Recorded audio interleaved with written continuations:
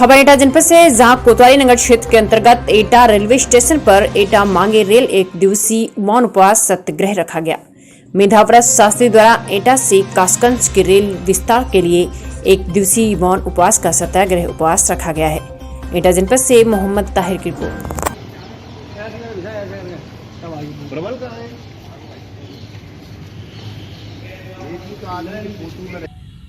शास्त्री जी, आज आप मौन उपवास पर बैठे हैं, किस मामले को लेकर बैठे हैं और कब से बैठे हैं?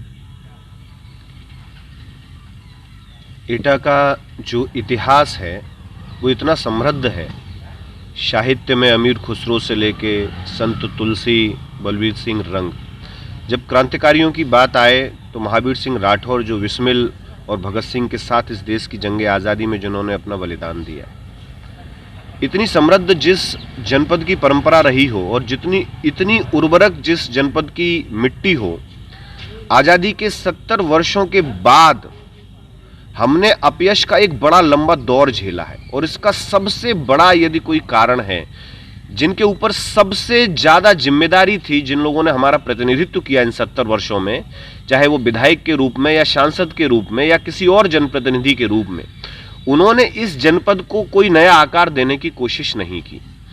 इसका परिणाम ये हुआ कि धीमे धीमे धीमे जनपद एटा अपयश के एक ऐसे दौर में चला गया और पिछड़ेपन के एक ऐसे द्वंद्व में फंस गया जहां से उसका निकलना लगभग असंभव हो गया है।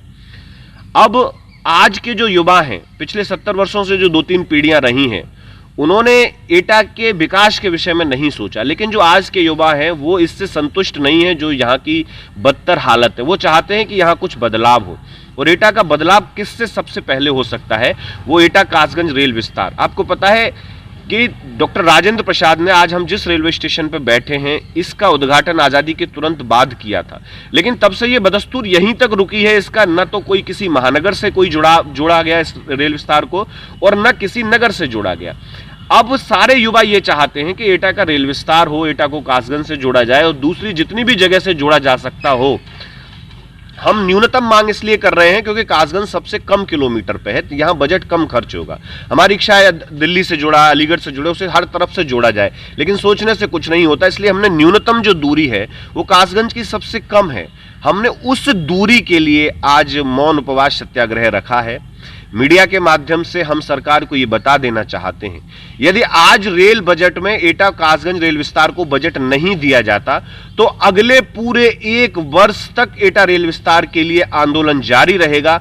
उसके कई चरण होंगे और उसमें सबसे महत्वपूर्ण चरण होगा जब 2022 में चुनाव और इलेक्शन होगा, तो उसमें पूरा जनपद कहेगा कि रेल नहीं तो वोट नहीं।